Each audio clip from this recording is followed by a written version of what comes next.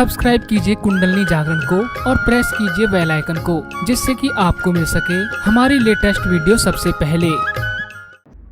उनको तारण आरण वो कहाँ से करें? गगनगढ़ के महाराज का ही देखिए, उन्होंने बहुतों को तो ठीक किए, लेकिन क्या है, उनकी उंगलियां टेलीस्कोप के जैसे अंदर चली, पाँव की उंगलियां भी ऐसे अंदर चली गई।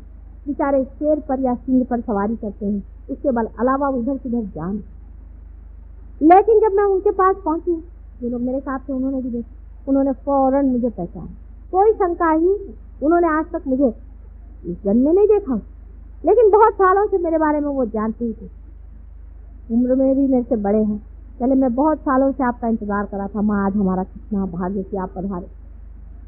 वो नाथपंथी है, इसलिए मच्छिंदर नाथ के ही मुझे और बड़े पहुंची होती। ऐसे ही मैं हिमालय पर भी गई थी, वहां पर भी मुझे मिली। ऐसे ही हरिद्वार में एक दो हैं, बहुत ही कोह में रहते हैं। मैंने उनसे कहा बाहर आने का मौका हो, मैं तुमको बताऊंगी कि अपनी शक्ति को कैसे बचाना और किस तरह से इन लोगों का प्रहार वापस लौटाना। मैं बैठी हूँ, तुम आओ तो सही, सबको मैं ठीक कर। इनकी भी मैं नानी हूँ, आ जाओ। बहुतों ने कहा है कि माँ आएंगे, जरूर आएंगे, लेकिन हिम्मत जुटती नहीं बेचारों की, क्योंकि उनके हाथ पैर तोड़ दिए, उनके बदन में छाले डाल दिए, उनको जला दिया। राक्षसों के काम समझ लीजिए कि 10 राक्षस और 6 राक्षसी अभी तक मैं जोड़ पाई, ये जन्म लेकर इस कलयुग में आए हैं। आजकल के जमाने में अगर समझ लीजिए रावण आ जाए तो वो अपने को कहने नहीं वाला कि मैं रावण, वो तो अपने को भगवान ही कहेगा। तो रावण कहे तो अभी कैद में बंद न हो जाए। रावण की पहचान, राक्षसों की भी पहचान है, वो भी मैं आपको बता देती हूँ, आप देखिए, आपको फायदा हो। जिस आदमी की आंख बिल्ली के जैसे, आप बिल्ली की पहले आंख देखिए, तब आपको समझ में। तो बहुत से लोग बहुत सी चीजें देखते ही नहीं। बिल्ली की आंख जैसे उसके अंदर की पुतली होती है, प्यूपिल होती है, आप देखते देखते एकदम छोटी होते तो गुल हो जाती, ऐसे ही राक्षसों की आंख होती। मैं सबको जानती हूँ अच्छे से, हर एक जन्म में मैंने इन लोगों को देखा। इनकी आंख से आप पहचान सकते हैं कि ये लोग राक्षस हैं। उनकी आंख की पुतली एकदम छोटी होकर के गुल हुई, ये पहचान। कहने को वो भगवान कहे, नहीं तो और कुछ है, राक्षस लगे। और इन लोगों ने बहुत सी सिद्धियां प्राप्त कर ली हैं। ये हमारे भोला शंकर जी का काम है, क्या करें। उन्होंने बहुत सारी सिद्धियां प्राप्त कर ली। जैसे रावण को एक सिद्धि थी कि जब वो बोलते थे और भाषण देते थे तो नाभि चक्र में वो ऐसे कुछ काम कर जाते थे कि वहां पर एक एक भूत बैठ जाता। हजारों लोग अभिभूत होकर के उनके कहने को सुनते, यहाँ तक कि राम को लड़ने के लिए कोई तैयार नहीं था, उन्होंने सबको तैयार कर। इसी तरह से महिषासुर की भी थी। सारे ही असुरों की अपनी अपनी उन्होंने सिद्धियां की थी, आप जानते हैं। और इसी सिद्धियों के कारण वो लोग हमेशा अच्छाई का दमन करते रहे, प्रकाश को दबाते रहे और अंधेरा बढ़ता है। आज कलयुग में बराबरी, सारी बराबरी है। और आप सोच रहे हैं कि मेरे 2 ही हाथ हैं, आप ही लोगों का कार्य है। आपको आश्चर्य हो कि देवता भी एक तरफ बैठे हुए हैं और राक्षस भी एक तरफ बैठे। घमासान युद्ध चल रहा है। आज जो दुर्भिक्ष देश हैं, जो परेशानियां, क्या आप सोचते हैं आपके करने की वजह से? बिल्कुल भी। ये दुष्ट राक्षस बैठ करके प्रेत योनियों से सारे कार्य करा के आपको संत्रस्त करें, जिससे आप किसी तरह से दौड़ कर इनके ही चरणों में जाए। ये सब इन्हीं का कार्य। और अगर इन लोगों को हटाना है तो अपने अपने अंदर में जोत जलानी है। अगर इसको प्रकाशित करना है तो सबको अपने अंदर एक एक दीप जलाना। आप स्वयं एक दीप छोड़े। और आश्चर्य तो यह है, इस वक्त परमात्मा भी यही चाहता है कि मनुष्य ही श्रेष्ठ जाए, मनुष्य ही कार्य करे, मनुष्य ही वो परमात्मा स्वरूप को जाए। और जिसको हम अति मानुष कहते हैं, जिसे हम सुपरमैन कहते हैं, उसकी स्थापना। एक नया डायमेंशन आपके अंदर आने वाला। सिर्फ यह है, ये डायमेंशन आपके अंदर आने वाला सिर्फ यह है कि इसको लेना सीखे, इसको पाना सीखे। बुद्धि के कसौटी पर इसे अभी उतारा नहीं जा सकता, क्योंकि अगर बुद्धि से आप समझना चाहें तो आपको सिर्फ मेरा हाथ ही दिखाई दे रहा है, इसके अंदर से बहने वाले अव्यक्त धाराएं नहीं दिखाई दे। जो लोग बहुत बड़े पंडित हैं, वो लोग चाहें तो कबीरदास को पढ़े, नानक जी को पढ़े, हो सके तो आदि शंकराचार्य को पढ़े, वो तो सबसे बढ़िया। आदि शंकराचार्य को अगर पढ़े तो आप समझ सकते हैं मैं किस चैतन्य लहरियों की बातें कर रहे हैं। कुंडलिनी पर अभी तक मुझे कोई भी ऐसा दिखाई नहीं दिया जिसने व्यवस्थित रूप से कुछ कहा या समझा ही। थोड़ा थोड़ा ज्ञान हो जाने से ही कभी कभी बड़ा भारी भयंकर अनर्थ होगा। ऐसा ही अनर्थ कुंडलिनी के बारे में भी आज तक होता रहा ही होगा। नहीं तो इस तरह की विचित्र बातें न जाने किस समझ से इन लोगों ने लिखी है। लेकिन तो भी मनुष्य की दृष्टा स्थिति इतनी ऊंची है जैसे देवी भागवत आप पढ़े, मार्कंडेय स्वामी की सप्तशती आप पढ़े, आपको आश्चर्य होगा कि कितनी गहराई से, कितनी छोटे छोटे डिटेल्स में उन्होंने इस चीज को जाना। असल में जब तक आपका रियलाइजेशन नहीं होता तब तक सभी कुछ करना व्यर्थ।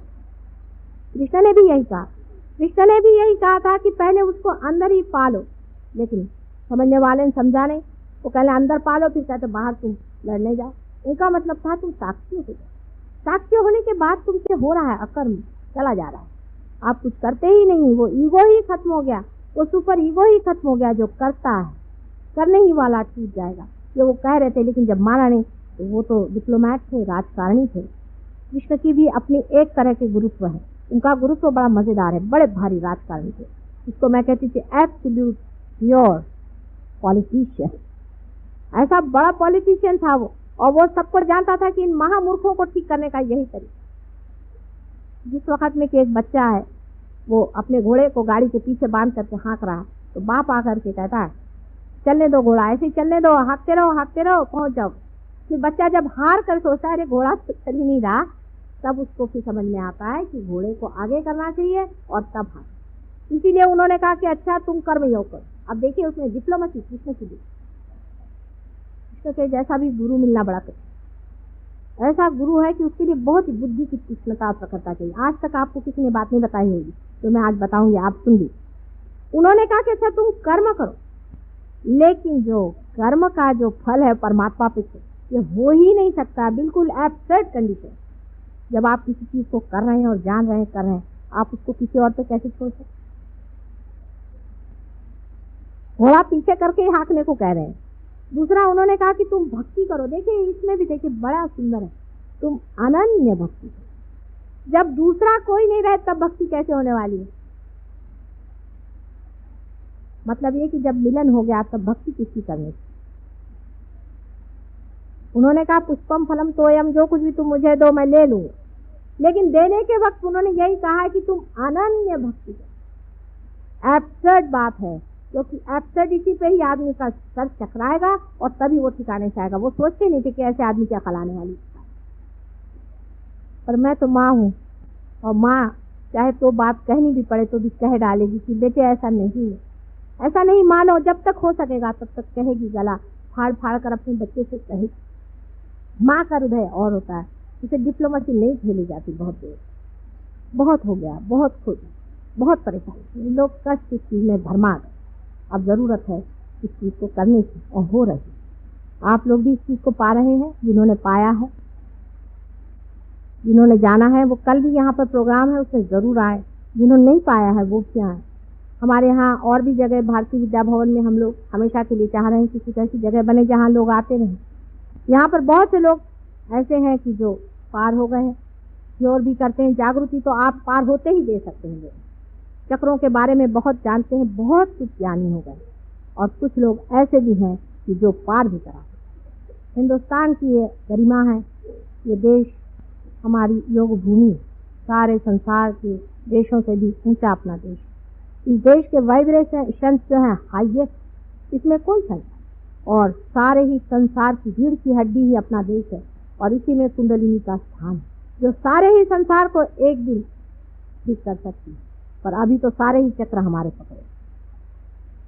कुंडलिनी की गति ही मुश्किल हो रही है।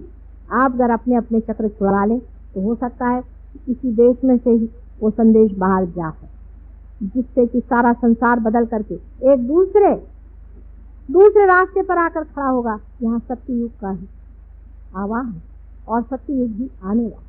ये सत्ययुग के आने की बात है, लेकिन अब यह आपकी स्वतंत्रता और आपकी सत्ता पे छोड़ा गया है कि आप चाहें तो इसे ले या संहार किया जाए। ऐसे ही कैंसर जैसे रोग और युद्ध जैसी बातें, ये सब हमारे संसार को खत्म करेगी। अगर आप लोग चाहें तो इसे ले सकते हैं और संसार को उजियारा में डाल सकते हैं, और नहीं तो अंधकार आकर के परमात्मा चाहे हजारों सृष्टियां बना सकता है। एक एक्सपेरिमेंट फेल हो गया, ऐसा ही हो सकेगा। अब ये आखिरी ही कूदना है, इसे देखना है कितने लोग अपने को लगाते हैं। बहुत बहुत आप सबका धन्यवाद। 3 दिन का सेमिनार बहुत प्रेम पूर्वक हुआ और बहुत लोगों ने इस प्रेम को स्वीकार किया, इसलिए एक माँ के नाते मैं आप सबका बहुत बहुत धन्यवाद मानती हूँ। वैसे ही हमारे बहुत से बच्चों ने बड़ी रात दिन मेहनत करके और औरों को तारण करने के लिए इतनी मेहनत की है और इसी तरह से करते रहे। ऐसे ही उनको आशीर्वाद देकर, आप सबको मेरे प्रेम का आशीर्वाद देकर मैं आपसे विदा।